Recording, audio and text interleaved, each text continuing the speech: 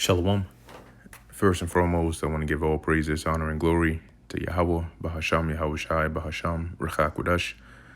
Double honors to the elders and the apostles of Great Millstone, and peace and blessings to the elect. And we're back again with some more headlines. I have quite a few to go through today, so I'll try to keep it brief and straight to the point. But first one here is dealing with just an update on this war. I think actually I saw a post that right now, the U.S. is still attacking Iran. I think they said, the third day straight. So it looks like things are turning back up as Iran has also retaliated and said that they're going to continue to retaliate. Now you have Israel also getting involved, being put on high alert as this goes on. So this says here, return to war. Iran fires ballistic missiles at Kuwait, Bahrain, Qatar, Jordan, after U.S. struck 170 Iranian targets. I'll read a little bit of this here.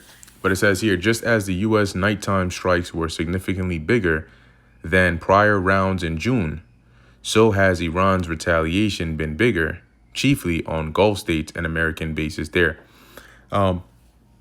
Something that I want to keep calling out is, if you remember back in February and March, they kept going with the rhetoric that this is going to be quick, that they're going to go in there, they're going to assassinate and eliminate. Remember their previous mission, right, which to go in there and take out the Ayatollah and, do what they got to do, regime change in Iran, and call it a day, right? They said 4 to 6 weeks. And we told you that's the same playbook they ran during the lockdowns, right? When the C-19 came around, they said the lockdowns are going to be 2 weeks. 2 weeks turned to 2 years. And, that was that, right? So here, when they said 4 to 6 weeks, we told you it's not going to be 4 to 6 weeks. Now, look at where we are. We're more, like a couple months deep. But this shows you exactly why they were able to pull that over the people, because they eventually fatigue the people. It's like you're trying to follow what's going on, and they drag it out so long, eventually people just become accustomed to it. Now your daily life involves knowing that there's on and off bombing with the US and Iran. They claim to have a deal, and then they don't, and then they do, and it's just like something that's going on while your life is going on. And after the first couple of weeks, maybe a month or two, eventually people just start to go back to their regular lives, because they're like, oh, wait, what's that commotion over there? Then everybody's looking at it, and then they're looking at it and they're like, okay, it looks like it's going to stay over there. And okay, it's not that important. All right, then they go back to what they were doing before.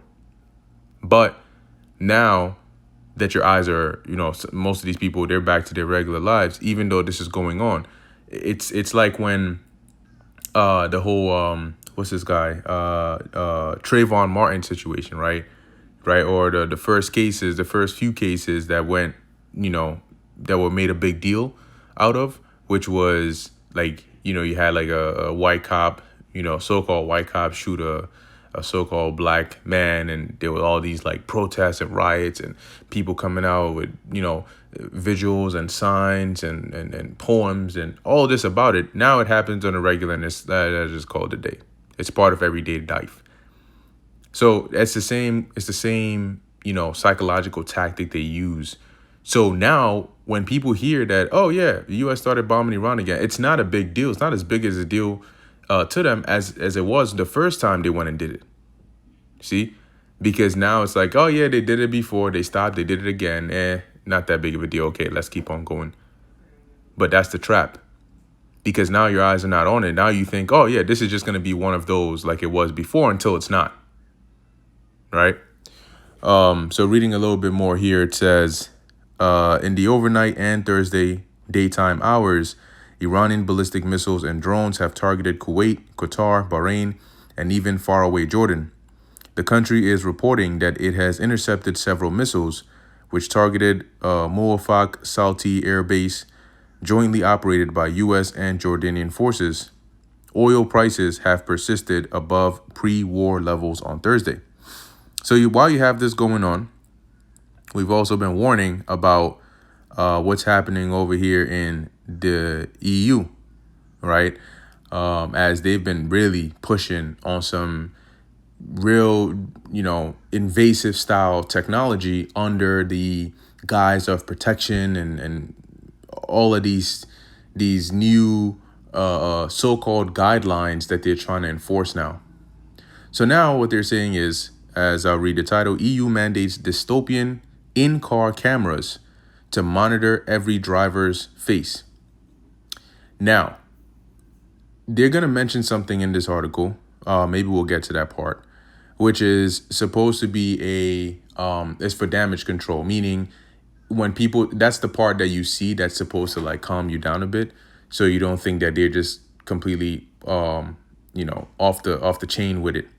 And then what they're saying in a nutshell is, yes, there will be cameras in there and they will be monitoring the driver's gaze and seeing if they're looking away from the road or out of look where their eyes are is considered the danger zone for too long. Then it'll start to alert you more and more and more and more until you're back to where you are, along with a few other mechanisms they're saying that need to be put in any new cars coming out.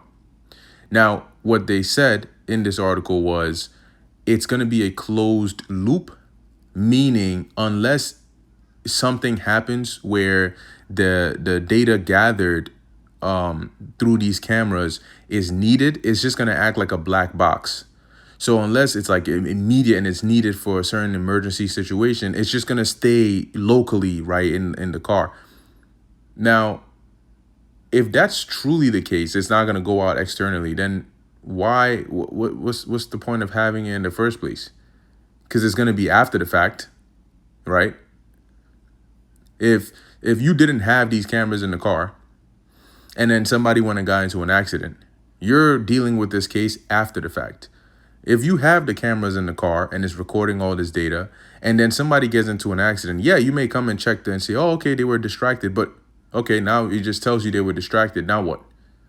It's still dealing with the case after the fact. And that's just a statement. It's called the foot in the door statement. It's just to allow you to get comfortable enough to open the door. All they got to do is put the foot in the door. And now they can pry open the door and bring in whatever else they want to bring in. So anyway, it says the European Union has made it official. Every brand new passenger car, van, truck, and bus sold or first registered across the bloc must now carry interior-facing cameras that track the driver's gaze, head movements, and attention levels. Go and watch the trailer for the movie Gray State. You'll see they did something. They show you a scene in that trailer that's similar to this, except it's in people's houses where the man is trying to eat dinner with his wife, but there's a camera watching them. Now, what reason are they going to use for that? Who knows? But for this, they're now introducing this, but people have been driving cars for years and decades. So it's not far-fetched for them to introduce more draconian measures. Once they've already started going down this path, the system called Advanced Driver Distraction Warning, or ADDW, forms part of the final phase of the updated General Safety Regulation for all vehicles. The compulsory hardware means that it's not optional, activates at low speeds, and tightens requirements as velocity increases. Now, you may say, well, I'm just not going to buy any new cars. I'm going to drive the old ones, and then I'm just going to, keep it at that. Well, that's like when they come out with new technology and they want to phase out cash, and they tell you, okay, you want to keep using cash?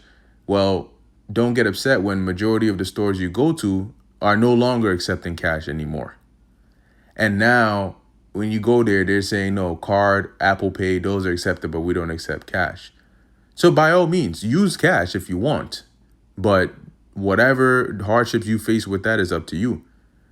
So eventually, in order to push more people onto using these new cars, they will start to take away convenience for older cars.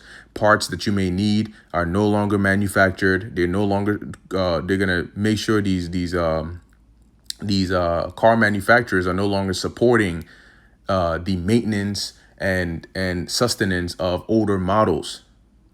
So now, if something happens to your car and yeah, you need a new engine, you can't find it because they're not making new ones, right? Or you need a new part for it, you can't. So you might as well just get a new car.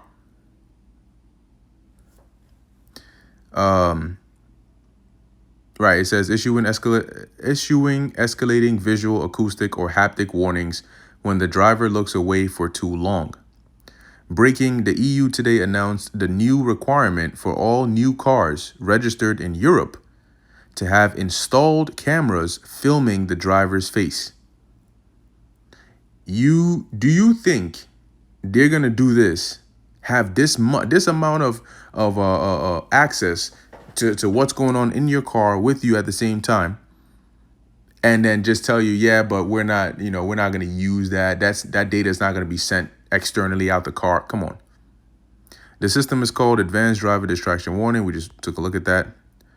Now let me jump down a bit to, yeah. So it says here, smarter cars mean safer roads. So now you have smart cars, you're gonna have smart homes, smart cities.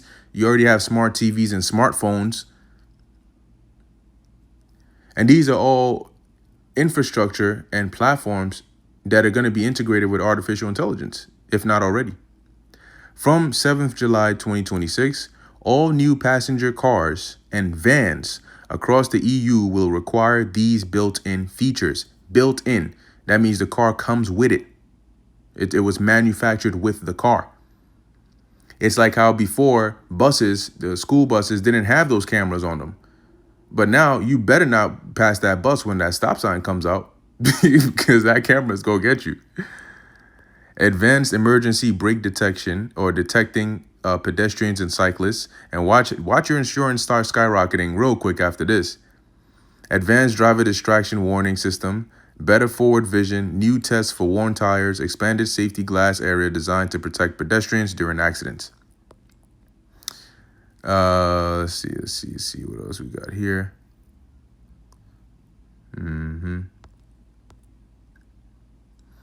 It says the ADDW relies on camera-based monitoring of eye position, head orientation, and gaze direction. It divides the driver's field of view into defined zones and flags, prolonged focus on non-forward areas. If you're looking too much to your right, your eyes off the road. At speeds of 50 kilometers per hour or above, a continuous gaze into the distraction zone for more than 3.5 seconds triggers a warning. So if your car is going 50 kilometers per hour or more, and your gaze is watching you, shifts from the road for more than 3.5 seconds, the warning is popping up. At 20 kilometers per hour or higher, the threshold stretches to 6 seconds before intervention begins. So because you're going slower, you have 6 seconds at most before the warnings pop up. Warnings intensify until the driver returns attention to the road. The regulation also mandates an event data recorder. Listen to this. Essentially a vehicle black box that captures speed, braking, steering inputs, and other telemetry in the event of a collision. Current rules state that distraction cameras must, keyword current, right? Current, meaning as of right now. That is still subject to change, though. The distraction cameras must operate without biometric identification or facial recognition of occupants and must function as a closed loop system, basically saying, as it stands right now, all it does is just scans where your eyes are, where you're looking, but it should not be able to recognize your face or run any facial recognition or identification through that. So the car doesn't know, at least the cameras don't know who you are. It just knows there was an individual who's looking here, here, here, here, here. And as it says, a closed loop system that retains only data necessary for immediate operation. What does that mean, though? What is the tangible example of data necessary? Necessary is subjective. That's a subjective word. What that means is the term necessary means different things to different people. It's subject to the user. Oh, I brought you an extra bottle of water. Oh, that wasn't necessary. Well, that's the person who said that is saying it wasn't necessary for you to bring me an extra bottle of water. But guess what? That's subject to your perspective, because the person who brought you an extra bottle of water thought it was necessary. Clearly, that's why they did it. So it's subject to whoever's using it or saying it. It's not objective, because if it was objective, then it's like 2 plus 2. You wouldn't have a difference. You wouldn't have differing opinions, because we all know it's a fact. We all know what it is. So when they say only data necessary, who's determining what's necessary data or not? I may say it's not necessary for you to be recording me. They may say, no, it's necessary for us to send the video recording as well, so we can find out who is who, because the cameras don't have facial recognition. At least so they say. No video is supposed to leave the vehicle for authorities under the present work frame. Listen to the terms they're using. These are the current rules. This is under the present work frame, meaning as it stands right now. It's almost never the case that they keep things the way they started. That's almost never the case. It starts one way, it ends another. So they can put this in here, and then you see this. Oh, okay. So the video is not going to leave the car. You don't have to worry. Oh, as of right now. Just like as of 5 years ago, they weren't putting cameras in your cars built in like that. But clearly that didn't stay the way that it did, right? Now they're not talking about it. They're implementing it. So when they tell you currently or right now, this is what the case is, don't expect that to stay the case in the future. And then, it goes on more and more.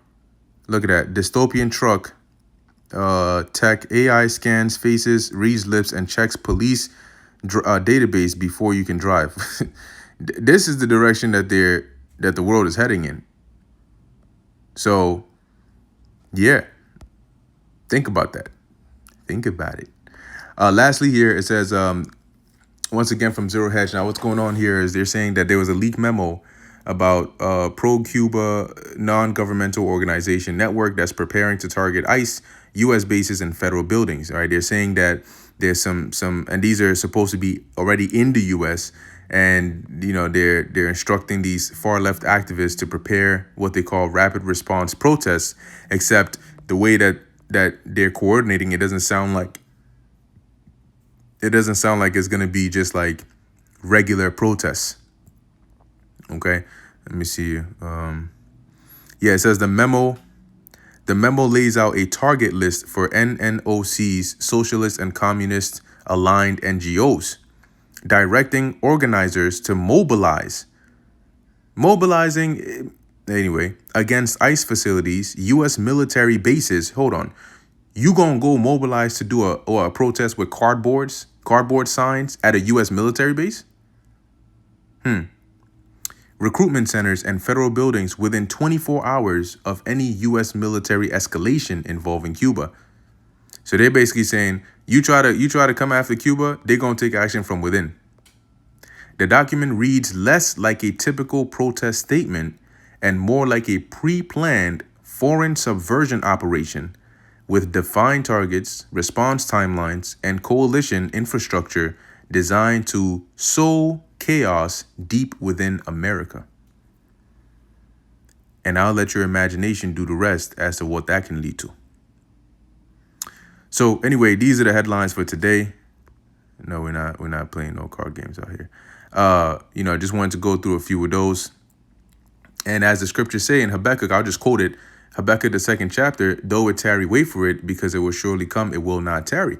And that's what we're seeing. That's why this war is picking back up again. And that's why, though things may seem to cool down for a period of time, they're not meant to stop and de-escalate to the point where, okay, now we have peace. Prophecy doesn't go in reverse. It only goes forward. And that's where the world is very quickly headed to. So with that, Lord willing, this is edifying and informative to the elect. In closing, I want to give all praises, honor, and glory to Yahweh, Bahasham Yahushai, Bahasham Racha Kudash. And until next time, Shalom.